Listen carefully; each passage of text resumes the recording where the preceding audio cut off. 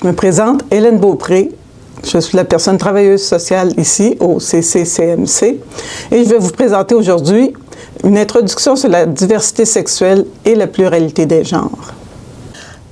Le but de cette présentation est de permettre un survol des concepts utiles et des enjeux concernant les personnes trans. Après ce tour d'horizon, vous devriez vous sentir plus outillé pour interagir avec notre patientèle de façon adéquate et contribuer à faire du CCCMC un lieu respectueux et positif. Le plan se divise en deux grandes sections. La première, générale, qui comprend le vocabulaire et un aide-mémoire, va placer les concepts qui aident à saisir les réalités LGBT en général et met la table pour notre prochaine section qui concerne directement les personnes trans. Elle comprend le stress minoritaire et notre approche au CCCMC. Dans la vie, souvent on pense que notre point de vue est universel. Alors des fois, se faire présenter une vision différente, des expériences humaines plus difficiles à comprendre, ça peut être déstabilisant. C'est normal.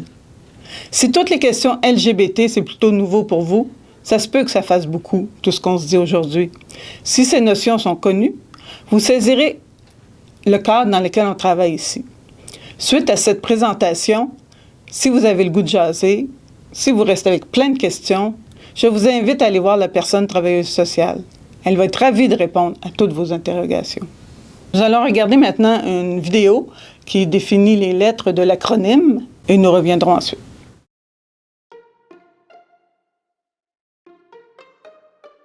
LGBTQ+. Qu'est-ce que ça veut dire? Cet ensemble de lettres est un acronyme pour présenter les différentes communautés de diversité sexuelle et de genre.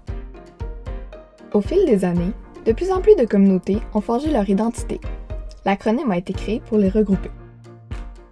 En premier, il n'y avait que 3 lettres pour représenter les communautés lesbiennes, gays et bisexuelles. L'acronyme s'écrivait GLB.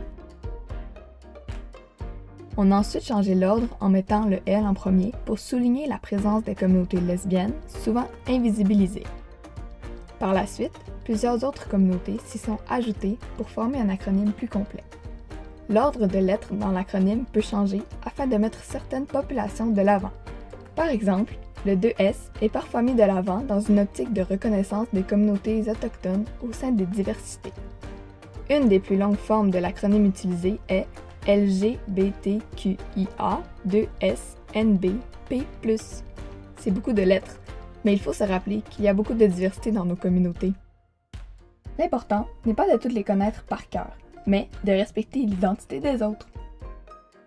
Mais finalement, qu'est-ce que ça veut dire toutes ces lettres? Chaque lettre de l'acronyme représente une identité de genre ou une orientation sexuelle. Nous avons tout d'abord L pour lesbienne, qui représente les femmes qui sont attirées par les femmes. Cette définition inclut les personnes non-binaires.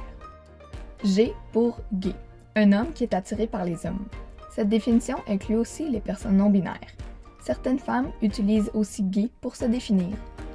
B pour les personnes bisexuelles, une personne attirée à la fois par 2 ou plusieurs genres. T pour les personnes trans. Ce terme englobe les identités des personnes dont l'identité de genre ne correspond pas au sexe assigné à la naissance. Ça inclut les hommes trans, les femmes trans et les personnes non-binaires. Le Q veut dire 2 choses.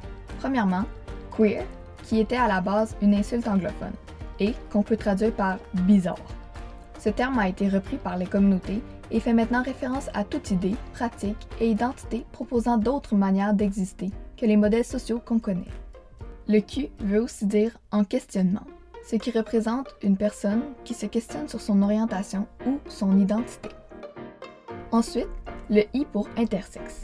Les personnes intersexes ont des caractéristiques sexuelles physiques qui ne s'inscrivent pas dans les normes sociales et médicales concernant les corps typiquement genrés, féminins et masculins. Ça peut concerner l'apparence physique, les organes reproducteurs, les hormones ou les chromosomes. Les personnes intersexes peuvent être des hommes, des femmes ou des personnes non-binaires. Le A veut aussi dire 2 choses. A pour asexuel. Une personne qui ne ressent pas ou très peu d'attirance sexuelle, mais qui peut avoir une orientation romantique. Les personnes asexuelles n'ont pas nécessairement envie d'avoir de relations sexuelles, mais peuvent quand même vouloir entrer en relation amoureuse. Et A pour aromantique.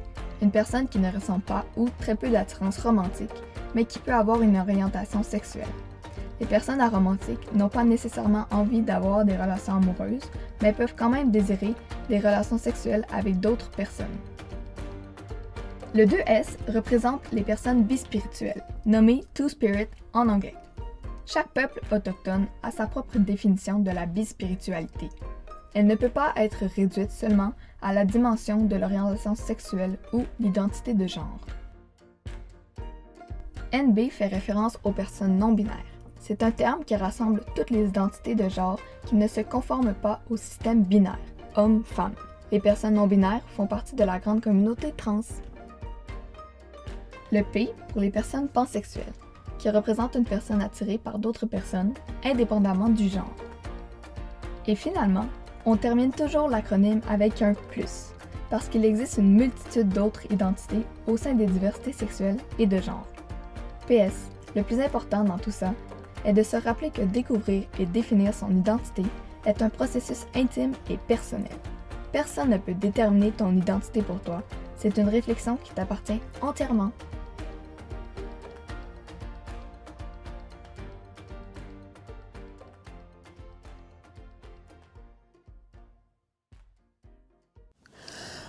On va regarder quelques mots de vocabulaire qui n'ont pas été couverts par la vidéo, qui vont nous aider à comprendre et saisir mieux les concepts en lien avec les réalités trans.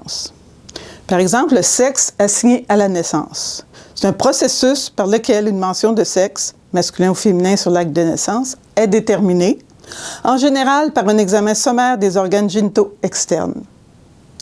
Les personnes cisgenres ou cis, lorsque le sentiment profond de l'identité correspond au sexe assigné à la naissance. Ça, c'est la plupart des personnes. La plupart des personnes s'identifient comme cis. Même si vous ne le saviez pas, probablement que vous êtes une personne cis. Le sexe, c'est tout ce qui concerne l'aspect biologique de la personne, les organes génitaux, les hormones, les chromosomes. Le genre. Par genre, on entend la construction socioculturelle des rôles masculins et féminins. Il décrit des fonctions sociales assimilées et inculquées culturellement. Qu'est-ce que ça veut dire, ça? Bien, c'est simple, je vais essayer de vous déconstruire ça. On a beaucoup étudié en sciences humaines les rapports de genre. Et on s'est rendu compte qu'il s'agit vraiment d'une construction sociale. Les rôles de genre peuvent changer selon l'évolution du temps, l'environnement, les circonstances particulières, les différences culturelles. On n'a qu'à penser, avant, les femmes n'avaient pas accès à certains métiers comme pompiers, policiers, ou encore, il était rare de voir des infirmiers. Cette construction de genre commence dès l'enfance, avec des injonctions comme « le rose, c'est pour les filles »,« les camions, c'est un jouet de garçon »,« un garçon qui joue à la poupée va devenir gay ». L'identité de genre, maintenant, c'est un sentiment intérieur. C'est tout. C'est un sentiment profond, intime et personnel au sujet d'un aspect de sa propre identité. Comment est-ce qu'on le sait? Bien, j'avais demandé à un moment donné à mon fils Simon, « Comment tu sais que tu es un garçon? » Il m'avait dit, « Je le sais, c'est tout. » C'est plus simple quand on fait partie de la majorité parce que ça va de soi. Mais sinon, ça peut prendre plus de temps à trouver son identité de genre, à déterminer qui on est. L'expression de genre désigne l'ensemble des caractéristiques d'une personne qui concernent son apparence et ses comportements. Ses vêtements, son style, sa posture, sa voix, sa façon de s'exprimer, maquillage, etc. Il y a un aspect performatif et de construit social ici. Mégenré, c'est un concept important. Vous avez peut-être jamais entendu le mot, mais mégenré, c'est tout simplement attribuer à une personne, intentionnellement ou non, un genre qui ne correspond pas à son identité de genre. Mégenré peut se traduire par l'utilisation de pronoms, d'un vocabulaire d'accords ou de salutations qui ne correspondent pas à l'identité de la personne. Plus loin, on va voir comment éviter de mégenrer.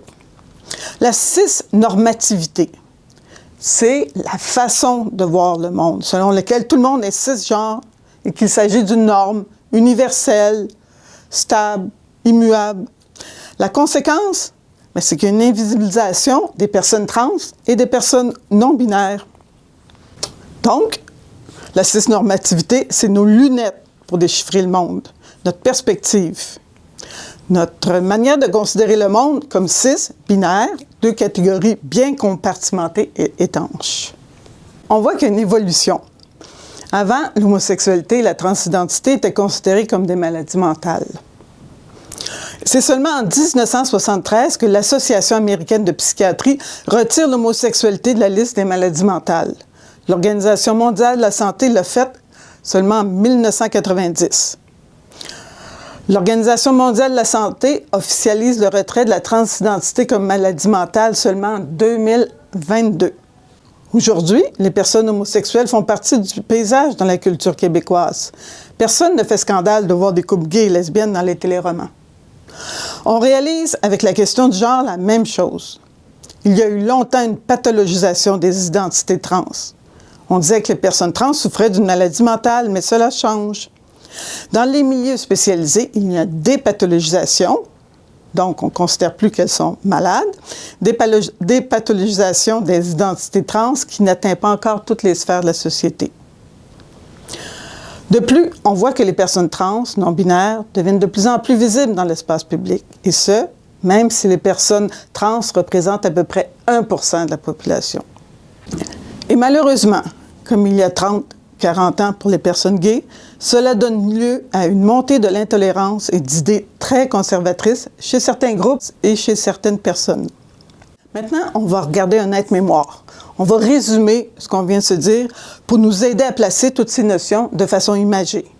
On va regarder un terme parapluie. Qu'est-ce que ça veut dire? C'est un mot ou une expression qui englobe plusieurs concepts ou idées liées. Comme par exemple, il y a le parapluie trans. Le parapluie trans signifie tout simplement lorsque le sentiment profond ne correspond pas au sexe assigné à la naissance. Certaines personnes non-binaires, queer ou de genre non conforme s'identifient comme trans. C'est pour ça qu'on voit que sous le parapluie trans, il y a le parapluie binaire avec des femmes trans, des hommes trans. Et d'un autre côté, on voit les personnes non-binaires, soit non-binaires, genderqueer, bispirituels, fluides dans le genre, agenre, etc.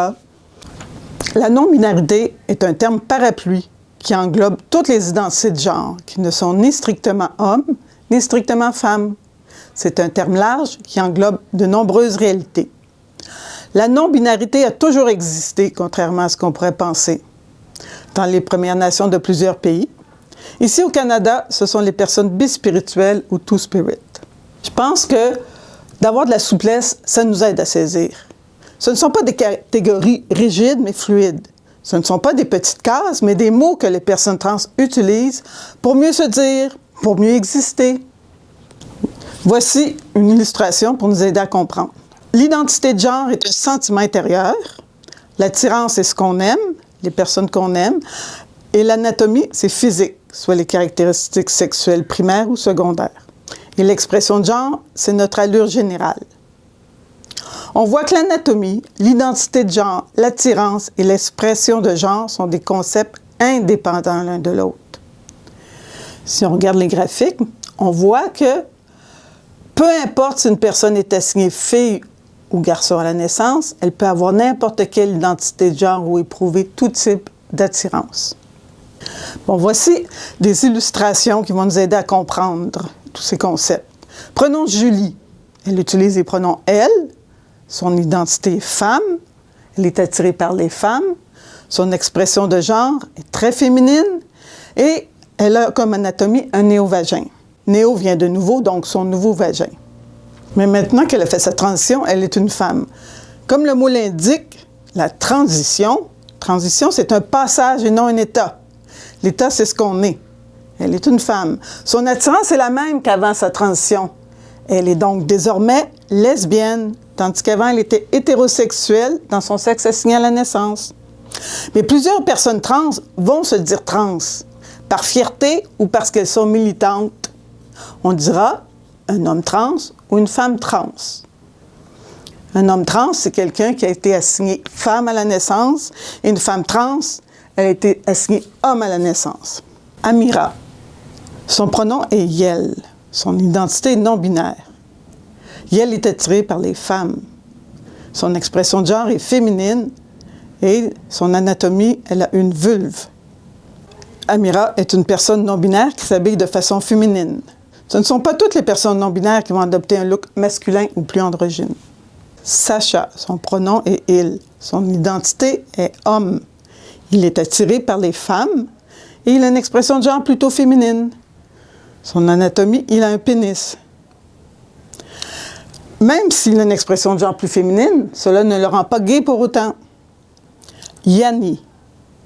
Yanni a plusieurs pronoms. Il, elle, yel.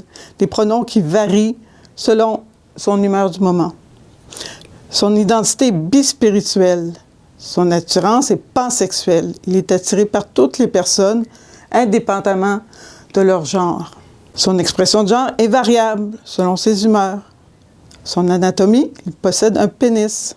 Avec ces exemples qu'on pourrait multiplier à l'infini, on voit bien que l'anatomie, l'identité, l'attirance et l'expression ne sont pas soudés ensemble, mais varient indépendamment l'un de l'autre. De plus, ce ne sont pas des catégories rigides, mais souples. Maintenant, on va parler uniquement de la réalité des personnes trans. Une des premières choses que vivent les personnes trans, malheureusement, est le stress minoritaire. Le stress minoritaire, c'est constant, social et systémique. C'est un stress qui est attesté dans plusieurs études. Le stress minoritaire n'affecte pas seulement les personnes trans, mais toutes les minorités, soit ethniques, etc. Il est constant parce que, contrairement au stress habituel, comme un événement ponctuel qui nous stresse, une échéance dans notre travail, à un moment donné, lorsque l'échéance est atteinte, le stress diminue. Mais contrairement à ça, le stress, il n'arrête jamais. Il est toujours là. Et c'est usant, car il y a l'expérience de la transphobie et aussi l'anticipation de la transphobie. C'est un stress social qui peut être présent dans chaque cercle social de la personne, la famille, les amis, le travail, toutes les interactions sociales.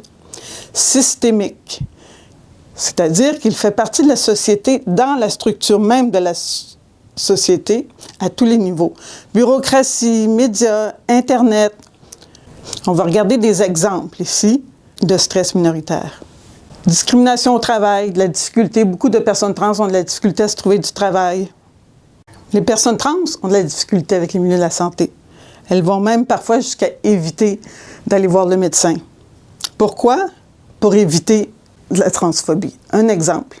Prenons une femme trans qui va chez le médecin et elle n'a pas encore changé ses papiers d'identité. Elle aura donc peur de se faire mégenrer, de se faire appeler dans la salle d'attente et d'être outée, comme on dit, c'est-à-dire révéler que c'est une femme trans. Elle va donc demander à un ami de l'accompagner. Comme ça, lorsqu'elle va se lever, son ami va se lever avec elle et les gens ne sauront pas qu'elle est trans. Vous pouvez imaginer les stratégies que cette personne doit déployer, contrairement à une personne cis qui ne pense jamais à ces choses-là. Harcèlement physique et verbal. Encore, prenons l'exemple de notre dame trans qui s'en va chercher une pinte de lait le matin. C'est une source de stress parce qu'elle va se dire « Quand je vais sortir dehors, ça se peut que des personnes me crient des bêtises. Ça se peut que le commis au magasin me mégenre. » Surtout si elle n'a pas un bon, ce qu'on appelle un passing, c'est-à-dire si elle ne correspond pas aux normes d'une personne cis, une femme cis, elle va avoir encore plus de crainte. C'est vraiment stressant, vous pouvez vous imaginer. Certaines personnes trans ne sortent à peu près pas parce que c'est trop demandant. Il faut qu'elles aient de l'énergie cette journée-là. Encore là, les problèmes avec les identifiants légaux. Quand elles changent auprès du directeur de l'État civil, leur papier pour avoir leur mention de sexe féminine ou masculine ou non-binaire, et encore le changement de leur prénom. Après ça, lorsqu'elles vont à la banque pour les changer, souvent c'est refusé, ça prend des démarches à ne plus finir, c'est une autre chose encore. Donc, vous pouvez aussi vous imaginer que ce stress-là a beaucoup de conséquences sur les personnes trans. Ce sont des conséquences qui sont induites par une situation sociale et non par le fait d'être trans. Par exemple, des problématiques de santé mentale, anxiété, dépression, choc post-traumatique, honte et faible estime de soi, des comportements autodestructeurs, des difficultés affectives. Bon, je viens de le dire, le symptôme de stress post-traumatique. Donc, l'approche du CCCMC. On veut un milieu respectueux et positif pour les personnes trans. Cela signifie ce qu'on appelle en anglais un safe space, un lieu où les personnes marginalisées se sentent en sécurité car elles savent qu'elles ne seront pas discriminées et bien accueillies. D'ailleurs, la base d'un accueil inconditionnel est le non-jugement. Cela englobe tout le vécu de notre patientèle. Peut-être que le ou la patiente est dans une relation polyamoureuse peut-être qu'elle consomme, qu'elle a des enjeux de santé mentale, peut-être qu'elle est tatouée des pieds à la tête, peut-être qu'elle a des piercings partout, peut-être que cela nous surprend, peut-être qu'on ne comprend pas. Ce n'est pas nécessaire de comprendre pour accueillir. On laisse aller et on accueille la personne dans sa globalité avec ses propres expériences. En passant, les tatous et les piercings sont souvent des marqueurs identitaires. D'où l'abondance et l'attachement des personnes envers leurs tatous et leurs piercings. C'est pour cela, par exemple, que vous verrez parfois une résistance des personnes à enlever leur piercing avant l'opération. Le respect des pronoms. Je pense que vous saisissez maintenant l'importance de ne pas mégenrer la patientèle. On veut que les personnes trans qu'on accueille puissent baisser leur garde. Comme on a vu dans la section sur le stress minoritaire, les personnes trans sont toujours sur leur garde, mais ici, on veut qu'elles puissent se déposer et se détendre. Notre langage inclusif, non-binaire ou épicène reflète notre engagement envers la reconnaissance des réalités associées à la diversité de genre. Nous avons un guide ici écrit pour l'inclusivité. Vous pourriez y avoir accès et ça va être un bon aide-mémoire. Comment éviter de mégenrer? La première façon de ne pas mégenrer, c'est d'utiliser le prénom de la personne plutôt que monsieur et madame. C'est une habitude à développer. Au début, ça peut sembler étrange. La deuxième habitude à développer, c'est de parler de personne. Quand on dit telle personne, on ne mégenre pas sans se casser la tête. La troisième habitude à développer, c'est de demander ses pronoms à une personne pour rendre la chose plus fluide. On peut se présenter en disant nos pronoms. Exemple, « Bonjour, je suis Patricia, votre infirmière, et mon pronom est elle. Et vous? » Les personnes trans aiment mieux se faire demander leur pronom que de se faire mégenrer. Aussi, on observe comment la personne parle d'elle-même.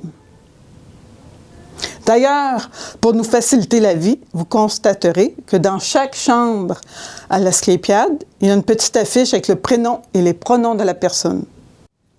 Qu'est-ce qu'on fait si on mégenre une personne? On s'excuse, on se reprend et on passe immédiatement à d'autres choses.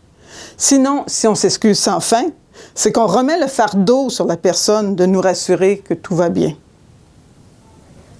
La personne non-binaire utilise souvent les pronoms « elle ». Parfois, elle utilise l'alternance « il » et « elle » ou encore « elle » et « elle », etc. Le plus simple, c'est de le demander. D'ailleurs, au pluriel, ici au CC-CMC, on utilise « yel », ce qui inclut tout le monde, même les personnes cis. Le défi, c'est pas juste comment on s'adresse à la personne non-binaire, c'est aussi dans les phrases, comme par exemple, on ne dira pas « t'es bien bonne », on devra changer la manière de dire « tu performes bien ». Un dernier point, ne jamais présumer du partenaire amoureux de notre patientèle. On peut dire ton chum ou ta blonde. En anglais, c'est plus simple, on dit « your partner » qui est non-genré. Merci de votre attention. Je vous rappelle que la meilleure façon d'apprendre, c'est de poser des questions. Alors, venez voir votre travailleuse sociale à tout moment.